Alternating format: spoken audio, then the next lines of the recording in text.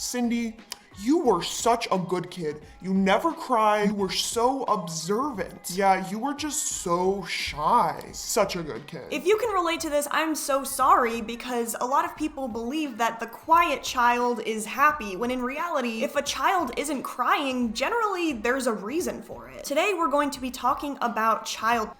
We're going to be watching toddlers and infants who have gone through a stable household and then react to the opposite. A lot of the actions of these children, if not studied by a psychologist, can be just mistaken for a quiet, observant child. Then we'll discuss how child neglect can affect you in day-to-day life.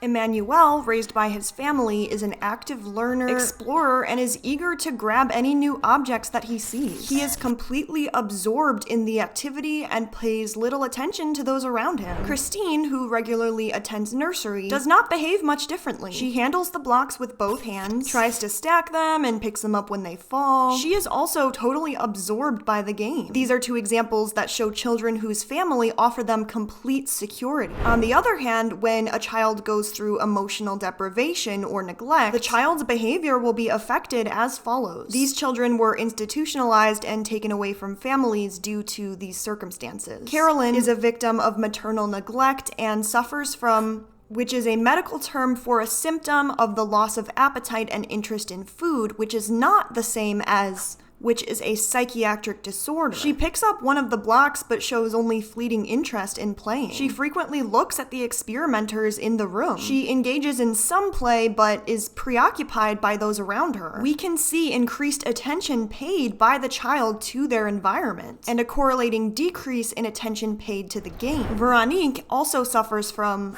and expresses refusal by raising her hands in an avoidance gesture. When she finally picks up the blocks, the worried looks she casts suggest anxiety. Her demeanor is passive and she does not play.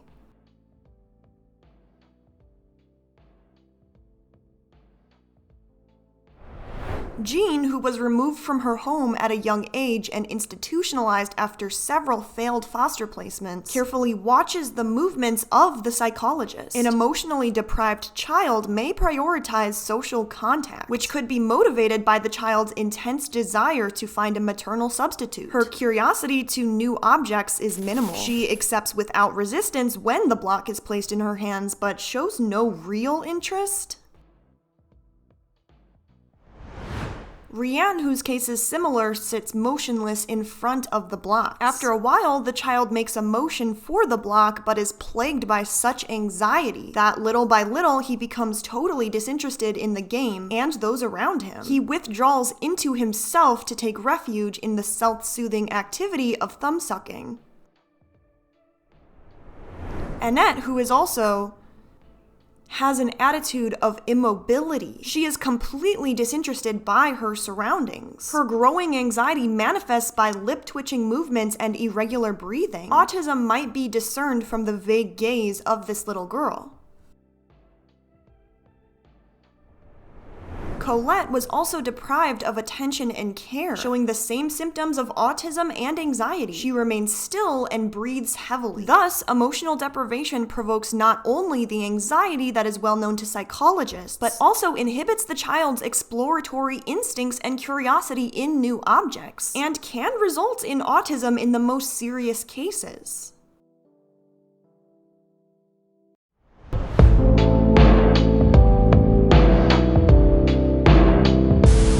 Children in the room of these videos look like they're afraid of what the adults' reactions might be. It makes sense though, because if you've only experienced one sort of interaction ever and it was negative, why would you expect anything else? That's like expecting a child to know what the color green is without having seen that color before. A lot of parents will say, just leave them be, let them cry it out. That's not quite how it works, especially at such a young age. I mean, I'm not a parent, so I can't say. That child will most likely learn that nobody's coming to save them. It's a helpless, lonely, and terrifying feeling that you can hold for a long time afterwards. This might be lifelong, and the child won't remember the times that you just told them to cry it out, and that's why they're having these emotions. There are all different types of child neglect. Even though this is old psychology, a lot of people still think that whatever happens to you during childhood, you just won't remember. You're right, they probably won't remember these traumatic experiences when they were infants, but the abuse can literally change your brain chemistry